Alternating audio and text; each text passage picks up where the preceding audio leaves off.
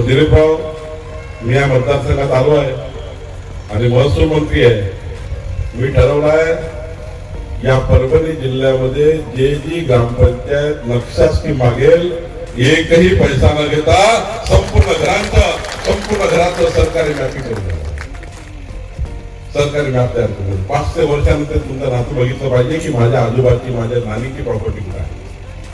घर बसल्या बघता बंधू भगिनींनो, खरं तर माननीय पंतप्रधान मोदीजीने 30 लाख घर महाराष्ट्राला दिले.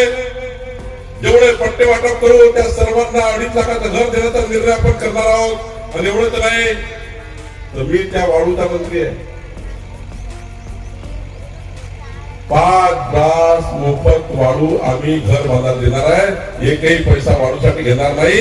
हा निर्णय आपण करतो. आमचे तहसीलदार एडीओ निवडून झाल्यावर ज्यांना खाजगी घर बांधत आहे, खाजगी प्रॉपर्टी आहे, त्यांनी 600 रुपये ब्रास तहसीलदार अर्ज करायचा, 600 रुपये ब्रास घे. तो नेमून देईल कुठल्या कुठून घ्यायची वाढू तिथून घ्यायची. आता निधिकार दिलाय तहसीलदारला 600 रुपये ब्रास मध्ये खाजगी घरांना आणि सरकारी ज्यांना घर भेटणार आहे त्यांना मोफत वाढून देण्याचा निर्णय करतो. दिलीपराव निवडून आल्यानंतर आपल्या मतदारसंघात एकही घर नाही सुटलं पाहिजे. खरं तर बंधू भगिनींनो, या ठिकाणी सर्वात महत्वाची माननीय मुख्यमंत्री देवेंद्र फडणवीसजींनी मला सांगितलं, आम्ही तिघे नागपुरात नाव गडकरी साहेब, मी देवेंद्र, या महाराष्ट्रामध्ये मुख्यमंत्री बळीराजा पांढरा रस्ते होऊन आणतोय. आणि दिलीपराव चिंता करू नका, मोजणी मोफत, पोलीस बंदोबस्त मोफत, रस्ता खुला करणे मोफत, एकही पैसा लागणार नाही. आणि घरही जिल्हा परिषद सरकारमध्ये तुमचं एक क्लस्टर तयार करून मुख्यमंत्री बळीराजा पांढरा रस्ते योजना घरी सरकारला लागू करण्याचा निर्णय आपण करणार. शेतकऱ्याचा ऊस निघाला पाहिजे, तो कारखाना दिला पाहिजे. ही निवडणूक घरी सरकारच्या पांढर रस्त्याची मजबूती करण्याची. मला भरपूर बोलता येईल, 124 एवढा सांगता येईल. आता तर आपण यात्रास्थळ विकासाची योजना तयार केली मेघनाथ आहे. आणि इथे मला माहिती आहे भगवान दत्ताचं एक मंदिर आहे, राम भरोसे संस्थान.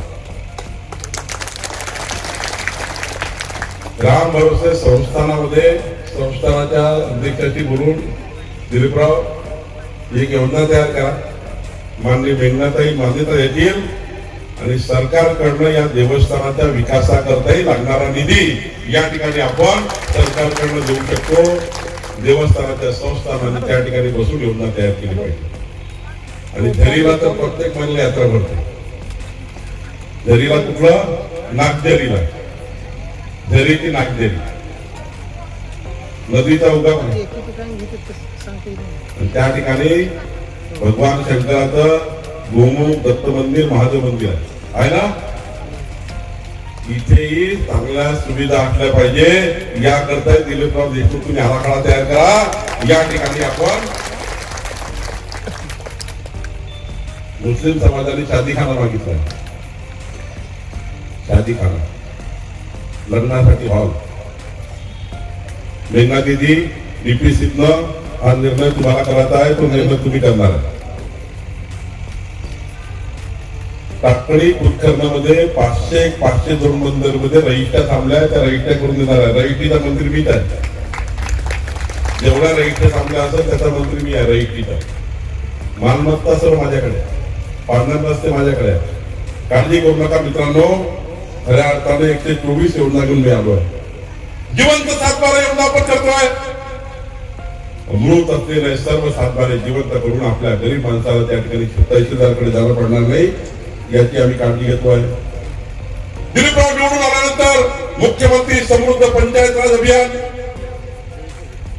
मेघना दीदीकडनं जनसुविधा अभियान, नागरिक सुविधा अभियान, ठक्कर बाबा आदिवासी वस्ती विकास योजना, अनुसूचित जाती नवबद्ध वस्तीच्या विकासाची योजना, प्रधानमंत्री आवास योजना, रमाई आवास योजना, शबरी आवास योजना, संत सेवालाल महाराज बंजारा लमान तांडा वस्ती सुधार योजना, माझी वसुंधरा अभियान, आदर्श ग्रामपंचायत योजना, अल्पसंख्याकांची विकास योजना 25-15च्या माध्यमातून सरकारच्या माध्यमातून जयकुमार गोरेजी आमचे ग्रामविकास मंत्री आहे यांच्या माध्यमातून 25-50 योजना.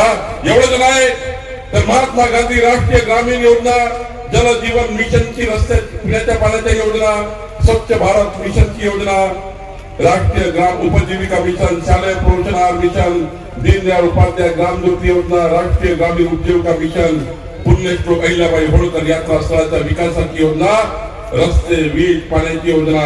एवढंच नाही तर या भागामध्ये संपूर्ण 124 साहेबांचा आपल्याला जास्त वेळ घ्यायचा नाही, पण साहेबांनी आपल्याला जरी सर्कलमध्ये गावठाण फिडरची वेगळी व्यवस्था साहेब ऊर्जा मंत्री असताना केलेली आहे, त्याबद्दल आपण टाळ्या वाजून त्यांचं स्वागत करावं. साहेब आमचा झरी परिसर कायम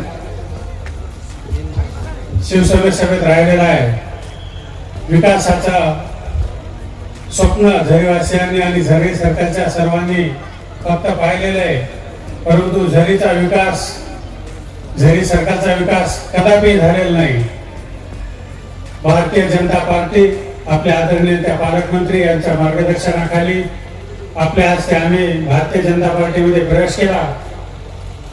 तिथून आम्ही खऱ्या अर्थानं झरीवासी एका वेगळ्या विकास पर्वात सामील झालो.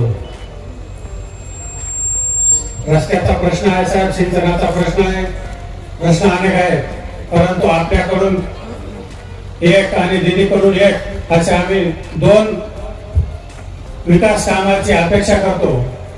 त्यापैकी एक म्हणजे साहेब आमचा झरी सरकार हा पूर्ण दुधना नदीचा काठ आहे, काळी माती आहे, भरपूर पाणी आहे, परंतु रस्ते नसल्यामुळे आम्ही ऊस लावू शकत नाही. निधींचा कारखाना जवळ झालेला आहे, तर आम्ही आपल्याकडून अपेक्षित आहोत की झरी सरकारमध्ये शेत तिथं रस्ता डांबरीकरणासह एक विशेष प्रोजेक्ट पायलट म्हणून मंजूर करावा ही आपल्याला विनंती करतो. म्हणजे प्रत्येक शेतकऱ्याला ऊसाची लागवड करून आपला आर्थिक स्तर उंचवता येईल. बाकी छोटे मोठे प्रश्न अनेक आहेत सर, परंतु ही आपल्याकडून अपेक्षा आहे की झरी सरकार हा प्रोजेक्ट एक डांबरीकरणासह शेत रस्ते मंजूर करावे आणि तिथे आपला झरी गावाचा सोलारचा आपल्याला हरघर सोलार द्यायचा एक आपला शब्द आहे, तो एकदा आपण हाती घेऊन पूर्णत्वास न्यावा. म्हणजे प्रत्येक घराला फ्री मध्ये सोलार मिळेल आणि आयुष्यभर आपल्याला विजेपासून मुक्ती मिळेल. ह्या 2 अपेक्षा व्यक्त करतो. तसेच इनामी जमीन सरकारी योजनेचा सर फायदा मिळत नाही, तर त्यांना पण अतिवृष्टी, नुकसान वगैरे शेती कसतात, परंतु ते पैसे मिळत नाहीत, तरी आपण त्याचाही विचार करावा.